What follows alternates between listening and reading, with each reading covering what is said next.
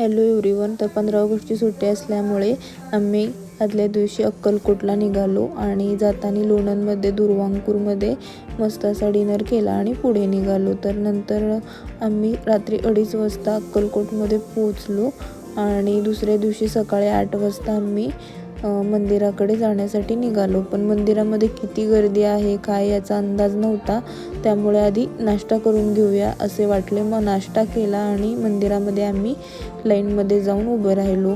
खूप मस्त असे आमचे मंदिरामध्ये दर्शन झाले आणि तिथून पुढे आम्ही गाणगापूरसाठी प्रस्थान केले. आणि जाताना सगळीकडे हिरवेगार असे रानं दिसत होती. आता आम्ही गाणगापूरमध्ये पोहोचलेलो आहोत आणि इथे दत्तांची मस्त अशी मूर्ती बघायला तुम्हाला मिळेल. तिथेही 15 ऑगस्ट सुट्टी असल्यामुळे गर्दी होती आणि येताना आम्ही भरपूर पाऊस लागला आणि घरी